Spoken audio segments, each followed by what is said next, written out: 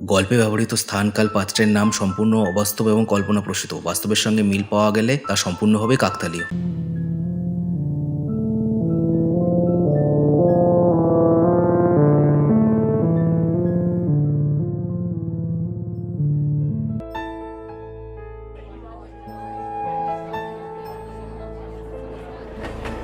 ট্রেনে একেবারে ঠাসা ভিড়, সবার হাত ওপরের দিকে, গায়ে গা লাগিয়ে সবাই নিজের জন্য জায়গা করে নিতে ব্যস্ত। বাবলুও তাদের মাঝেই জায়গা করে নিজেকে দাঁড় করিয়ে রেখেছে কোনো মতে। ট্রেনটা রাত 8:30টার ক্যানিং লোকাল।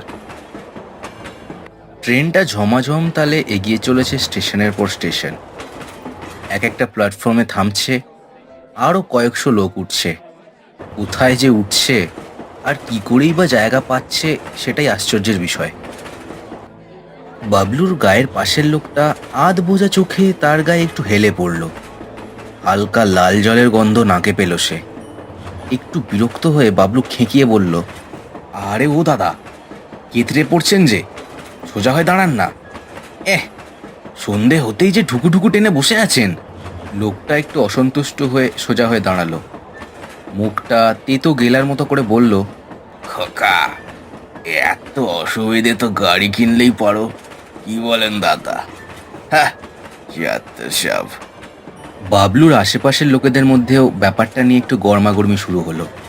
কেউ তার হয়ে আর কেউ লোকটার হয়ে কথা বলতে শুরু করলো। খুব যে বড় বড় কথা বলছেন। ও, আমার গায়ের সিকিউরিটি গার্ডের ড্রেস দেখেই খোঁচা মারছেন বুঝি? এইবার ট্রেনের মধ্যে একটা ঝাড়পিট শুরু হতে চলেছে। সবাই একটু বিনোদনের আশায় ইন্ধন দিচ্ছে ব্যাপারটাতে। মশাই, আপনি আবার এগোচ্ছেন কেন? হাত থাকতে আবার মুখ কেন? আরে তালবর শাকার, মেরে ঘুম পাড়িয়ে দে না। মেরে শুয়ে দিন একেবারে। ও শ্বশুরের ট্রেন নাকি? এরকম নানান উক্তি ভেসে আসতে লাগলো চারদিক দিয়ে। কিন্তু কেউ কারোর গায়ে হাত দেওয়া তো দূর, নিজেদের গায়ে ঠাসাঠাসি করেই দাঁড়িয়ে দুলতে লাগলো ট্রেনের তালে তালে। আরে ও দাদা, আপনার ঝগড়া থামলে সরুন দেখি। উটিপাড়া আসছে, আমি নামবো। সরুন সরুন। বাবলুর পাশে ভিড়ে তার গায়ে লেপ্টে থাকা মিচকে লোকটা চিঁচিয়ে বলে উঠল এসবের মাঝেই, ও, কুটিপাড়া আসছে বুঝি? এই আমিও তো নামবো। এই যে ঘুমন্ত বেবুন, সরুন দেখি, নইলে নামুন, চলুন আমার সাথে, প্ল্যাটফর্মে শুয়েই ঘুমোবেন। তাদের কথার মাঝেই ট্রেনটা কুটিপাড়ায় থামলো হ্যাঁচকা ব্রেক কষে। ঠেলে ঠুলে বাবলু আর মিচকে লোকটা আর হাতে গোনা কয়েকজন লোক অন্য কামরা থেকে নামলো। ট্রেনটা আবার নিজের তালে ঝমাঝম করে চলে গেল গন্তব্যের দিকে। মিচকে লোকটা নেমেই স্যাঁট করে কোথায় মিলিয়ে গেল। অন্য লোকগুলোও চলে গেল এদিক ওদিক। কুটিপাড়া খুব বড় প্ল্যাটফর্ম নয়, মাত্র সিঙ্গেল লাইনের প্ল্যাটফর্মে একটা চায়ের দোকান, আরও দু একটা মনোহারি দোকান আছে। প্ল্যাটফর্মে একটা দুটো কুকুর শুয়ে আছে, আর একেবারেই জনশূন্য। বাবলু এগিয়ে গিয়ে চায়ের দোকানের সামনে দাঁড়ালো। দোকানি দু আঙুলের ফাঁকে বিড়ি ধরে একেবারে দার্শনিক স্টাইলে বসেছিল ভেতরে। ও দাদা, একটা চা দিন দেখি। কটা বাজে দেখেছো ভাই? রাত 9:30। এখন চা হবে না, আগে যাও। বাবলু পয়সা বের করবে বলেই পেছনের পকেটে হাত দিয়েছিল। আঁতকে উঠলো এবার। আমার মানি ব্যাগ, এই আমার মানি ব্যাগ। গেছে নাকি? বুঝতেই পেরেছি। যখনই তোমার পেছনে কাঁচাকে নামতে দেখেছি, তখনই বুঝেছি ব্যাটা পকেট মার। মানে, আরে কি মুশকিল বলুন তো, আমার বেশিরভাগ টাকা, মলের ঠিকানা সব ছিল ওতে। কি মুশকিল বলুন তো, আমি এখানে প্রথম আসছি, কিছুই চিনি না। অত ভাগা কাঁচা, ওই মিচকে লোকটা তো। হ্যাঁ, ওই লোকটাই। আর নতুন বলছো? কোথায় যাবে? কোন মল না কি একটা বললে? হ্যাঁ, ওই তো ফ্যাশন বিগ মল। কিন্তু সমস্যা হলো আমার ফোনটাতেও চার্জ নেই, আর টাকা আছে জামার পকেটে মাত্র 40। বুঝেছি।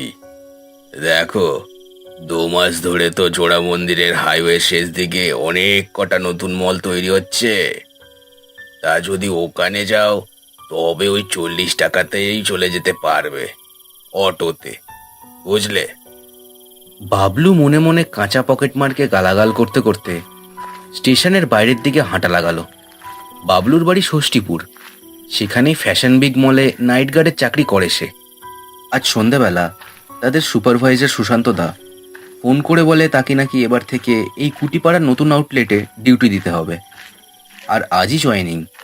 এখানেই দামোদর বাবুর থেকে সব বুঝে নিতে হবে আজই জয়েন করে। তখনই কাগজে ঠিকানা লিখে মানি ব্যাগে রেখেছিল। ফোনে মেসেজ আর দামোদর বাবুর নাম্বার সুশান্তদা পাঠালেও সেটা আপাতত দেহ রেখেছে, হাতের কাছে থেকেও নাগালের বাইরে। স্টেশনের বাইরে এসে তার চোখ কপালে উঠল। দুটো মাত্র অটো, লম্বা মেন রোড এঁকে বেঁকে কোথায় যে চলে গেছে ভগবানই জানেন। দূরে বিশাল বিশাল বাড়িগুলোর অন্ধকার সেলুলয়েড দেখা যাচ্ছে মাত্র। ভাই, কোথায় যাবে? ফ্যাশন বিগ মল যাব। কত নেবে? মেন রোডের শেষ মাথার ওই ধাপার পাশে তো। চলে এসো, দিও 35 টাকা মতো দিও। বাবলু বুঝলো রাত হয়েছে বলে হয়তো টাকার পরিমাণটা একটু বেশি বলছে।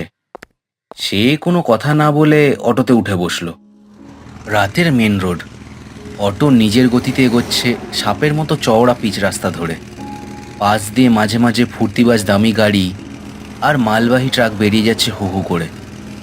মনে মনে আরও একবার গালমন্দ করলো কাঁচা পকেট মার্কে। ঠিক আছে, এবার তো রেগুলার প্যাসেঞ্জারি করতে হবে, দেখে নেবে বদমাসটাকে কোনোদিনও হাতে পেলে। তা ভাই কি নাইট গার্ড নাকি? তা এত রাতে যাচ্ছ যে, কোনো উল্টো পাল্টা কেস নাকি? আরে না না দাদা, কি যে বলো, আসলে বিকেলে হঠাৎ এখানে ডিউটি দিতে হবে বললো। আর তার মধ্যে ট্রেন থেকে নামতেই হাড় বজ্জাত পকেট কাটলো। সবই কপাল, বুঝলে না? তা তো ঠিকই। তা ভাই একটা কথা বলো, ওই ফাঁকা জায়গায় মলগুলোর কাজ চলছে, ওখানে কি ভূতেরা শপিং করবে নাকি? মানে এত বড় মেন রোড ছেড়ে ওখানে হঠাৎ মল তৈরির কি মানে বুঝলাম না। বলতে পারবো না, আমরা তো সামান্য কর্মচারী। তা মলগুলো বলছো, অনেক মল তৈরি হচ্ছে নাকি?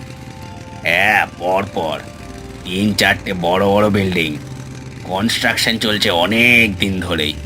তবে একটা কথা বলি, মেন রোডের শেষ মাথা তো, পাশেই ফাঁকা ধাপা, লোকজন নেই, আর জায়গাটার একটু বদনাম আছে, বুঝলে? বাবলু চুপচাপ শুনল, আর কোনো কথা বাড়ালো না। মূল শহরতলির এলাকা ছেড়ে অটোটা ফাঁকা মেন রোড ধরে হুহু করে এগোচ্ছে ধাপার ধারের মাঠের দিকে। এতক্ষণ পাশ দিয়ে গাড়ি যাওয়ার আওয়াজ পাওয়া যাচ্ছিল, এখন আর কোনো গাড়ি চোখে পড়ছে না। মিনিট 10 পরেই অটোটা এসে থামলো ফাঁকা মাঠটার পাশে। দূরে দাঁত বের করা কঙ্কালের মতো শপিং সেন্টারগুলো দাঁড়িয়ে, কোনোটায় আলো জ্বলছে না। এক ফালি লম্বা রাস্তা চলে গেছে তাদের সামনে দিয়ে। রাস্তার দুধারেই কনস্ট্রাকশন সাইটগুলো কিছু কিছু দূরত্বে দাঁড়িয়ে।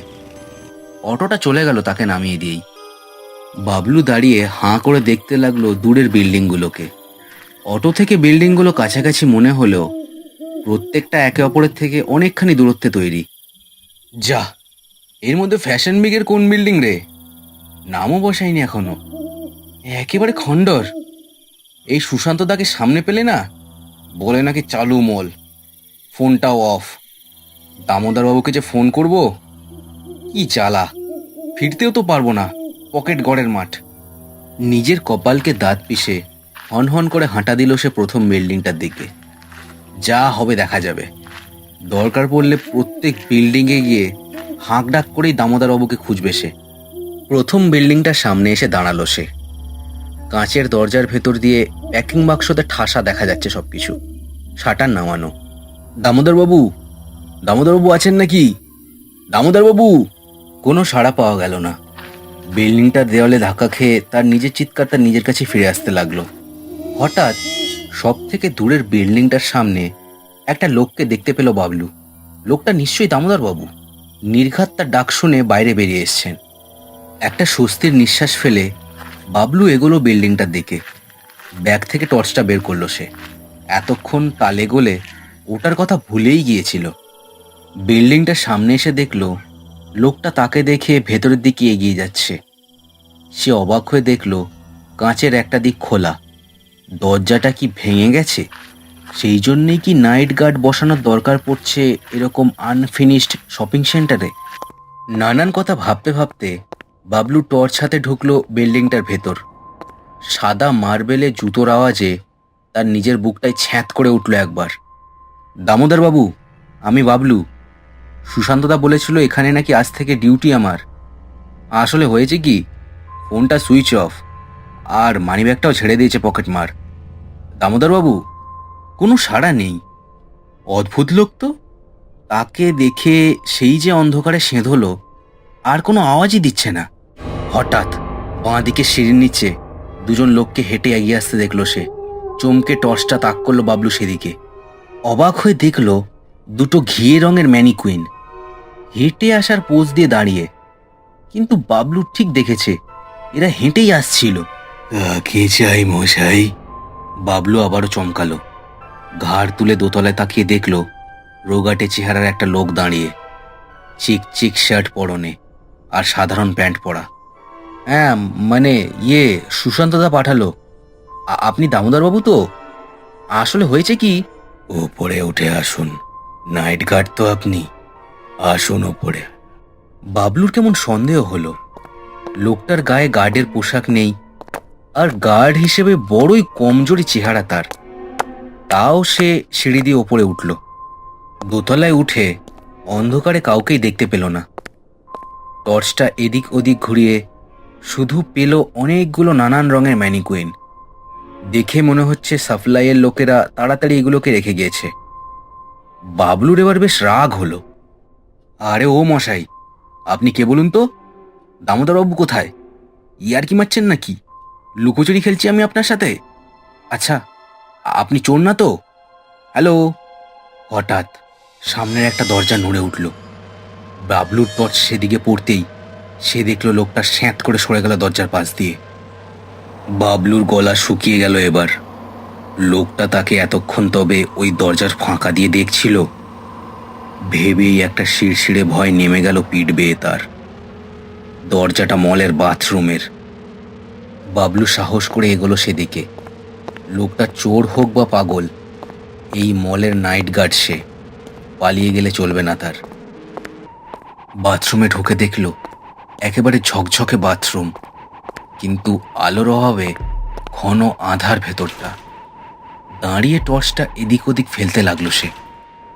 হঠাৎ খুট করে শব্দ হয়ে একেবারে শেষ দরজাটা খুলল যেন বাথরুমে। বাবলু টর্চ হাতে এগিয়ে গেল সেদিকে। এবারে তার মধ্যে অন্য ধরনের ভয়ে বাসা বাঁধছে। বাথরুমের লম্বা ঝাপসা আয়নায় তার মুখটা বিবর্ণ লাগছে। পা দিয়ে দরজাটা ঠেলে খুলতে দেখল সেটা ফাঁকা। বেশ অবাক হয়ে গেল এবার বাবলু। লোকটা গেল কোথায়? আজব কাণ্ড তো। এমন সময় বাথরুমের মূল দরজার বাইরে কেমন যেন খটখটাখট শব্দ শুরু হলো, যেন হাড়ে হাড়ে ঠোকাঠুকি লেগে অপার্থিব এই শব্দের সৃষ্টি হচ্ছে। বাবলু অবাক হয়ে দেখল বেশ কয়েকটা ম্যানিকুইন ঠিক মানুষের মতো হেঁটে ঢুকলো বাথরুমের দরজা দিয়ে। এই এই কে কে?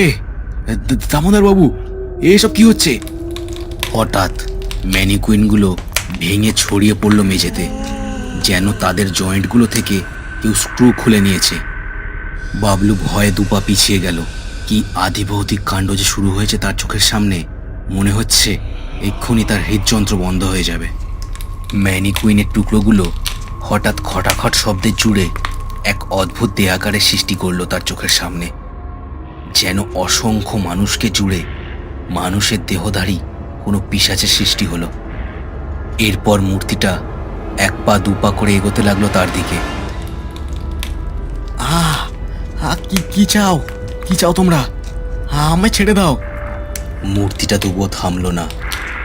একইভাবে এক পা দুপা করে এগিয়ে আসতে লাগলো তার দিকে। বাবলু আরো দুপা পিছিয়ে গেল, কিন্তু দেওয়ালে পিঠ ঠেকে গেছে তার। মূর্তিটা একেবারে তার সামনে এসে দাঁড়িয়েছে। এরপর দু হাত বাড়িয়ে মূর্তিটা চেপে ধরলো বাবলুর গলা। শক্ত প্লাস্টিকের আঙুল চেপে বসলো তার গলায়। মুখ দিয়ে শুধু গো গো শব্দ বেরোতে লাগলো তার। ধীরে ধীরে দু চোখে আধার নেমে এলো বাবলুর।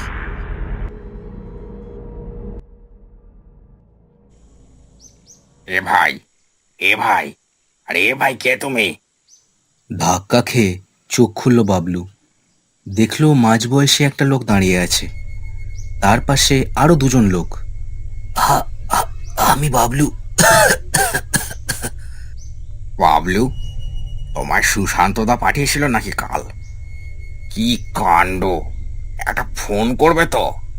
আমিও তো তোমাকে কতবার ফোন করছি, সুইচ অফ বলছে। এরপর সবাই ধরাধরি করে তাকে নিয়ে এলো মলের বাইরে। তখন সকাল হয়েছে। মেন রোড থেকে গাড়ি যাওয়ার হুস হুস শব্দ আসছে। একটা চেয়ারে বাবলুকে বসালো তারা। দামোদরবাবুও বসলেন সামনে। কাল রাতে আমি হ্যাঁ, জানি ভাই, এই জন্যই তোমায় ফোন করছিলাম। রাতে এ তল্লাটে কেউ থাকে না, তোমায় আসতে মানা করার জন্যই ফোন করছিলাম, কিন্তু ফোনে পেলে তো। কেন থাকে না কেন? কাল রাতে যা হলো, আমি যে বেঁচে আছি, ওহ গলায় কি ব্যথা। দেখো, মালিক পক্ষ যেন জানতে না পারে, সুশান্ত দাকেও জানিও না। আসলে হয়েছে কি, এই মলটা তৈরির সময় একজন মিস্ত্রি ছাদ থেকে পা ফসকে পড়ে মারা যায়, বুঝলে? তারপর তো যা হোক করে মলের কাজ শেষ করে দিয়েছে মালিক পক্ষ। অনেক ঝামেলাও হয়েছিল, কিন্তু জ্বালা হলো আমাদের মতো নাইট গার্ডদের, বুঝলে না? রাতে এখানে টেকা মুশকিল। একা পেলেই জানে মেরে দেওয়ার তাল করে সেই অপঘাতে মরা আত্মা। তাই রাত হলে এ তল্লাটে কোনো নাইট গার্ডই থাকে না। এই মেন রোডের ওধারে, ওই যে ওধারে একটা ক্লাব ঘর আছে, সেখানে বসেই নজর রাখে, যতটা রাখা যায় আর কি। সেই কথা বলতেই তো ফোন করেছিলাম তোমায়, বুঝলে না? আর ওইদিকে দেখো। দামোদর বাবুর ইশারায় মলের দরজার দিকে তাকায় বাবলু। ধীরে ধীরে উৎপাত বাড়ছে, বুঝলে তো? কাল যখন দুপুরে ম্যানিকুইন ডেলিভারি দিতে এসেছিল, কাঁচের দরজার এক পাল্লা নিজেই ভেঙে পড়ল। ম্যানিকুইন দিতে আসা লোকগুলো কোনো রকমে কাজ সেরেই পালালো। এখানে মলটল চললে হয়, বুঝলে? বাবলু হাড়ে হাড়ে বুঝেছে। কাল রাতের কথা মনে এলেও হাত পা অসাড় হয়ে আসছে তার। সুশান্তদাকে ফোন করবে সে। হয় আগের ডিউটি সে ফিরিয়ে নেবে, নয়তো অন্য পথ বাঁচবে, কিন্তু এই মরণ ছোঁয়া জায়গায় আর নয়।